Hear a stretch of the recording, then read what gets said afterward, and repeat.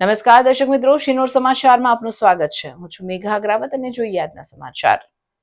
તાજેતરમાં થયેલા ભારે વરસાદને કારણે ક્ષતિગ્રસ્ત થયેલા માર્ગો અને પુલોનું તાત્કાલિક ધોરણે સમારકામ કરવા રાજ્યના મુખ્યમંત્રી ભૂપેન્દ્રભાઈ પટેલના દિશા નિર્દેશમાં માર્ગ અને મકાન વિભાગ દ્વારા કામગીરી હાથ ધરવામાં આવી રહી છે.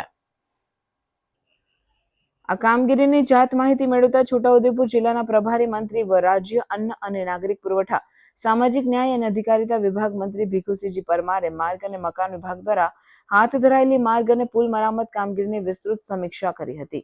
આ સમીક્ષા બેઠકમાં પ્રભારી મંત્રી ભીખુસિંહજી પરમારે માર્ગ અને મકાન વિભાગ અને કાર્યપાલક ઇજનેરો સહિત નેશનલ હાઈવે ઓથોરિટી પુલ પાસેથી ક્ષતિગ્રસ્ત માર્ગો અને પુલોના મરામતની સૂક્ષ્મ વિગતો મેળવી આવા તમામ માર્ગો સત્વરે પુનઃ કાર્યરત કરવા જણાવ્યું હતું. આ બેઠકમાં જિલ્લા વિકાસ અધિકારી સચિન કુમાર અને પ્રાયોજના વહીવટદાર કલ્પેશ કુમાર શર્માએ પ્રભારી મંત્રી ભીખુસિંહજી પરમારનું પુષ્પગુચ્છથી સ્વાગત કર્યું હતું. તેમણે ક્ષતિગ્રસ્ત માર્ગો અને પુલોના મરામત અને ડાયવર્ઝન જેવી બાબતોથી મંત્રીને વાકેફ કર્યા હતા. આ સમીક્ષા બેઠકમાં નિવાસી કલેક્ટર શૈલેષ ગોકલાણી સહિત સંબંધિત વિભાગોના અધિકારીઓ ઉપસ્થિત રહ્યા હતા. રિપોર્ટર વિરેન્દ્રસિંહ શિનોર, સમાચાર ન્યૂઝ, બોડેલી, છોટાઉદેપુર. છોટાઉદેપુર જિલ્લાના પ્રભારી મંત્રી તરીકે મારે આ જિલ્લાની માહિતી મેળવવા માટે આજ રોજ અહીં આવવાનું થયું, જેની અંદર જુદા જુદા વિભાગના અધિકારીઓને જોડે મિટિંગ કરી અને મિટિંગની અંદર જરૂરી માર્ગદર્શન મેળવ્યું.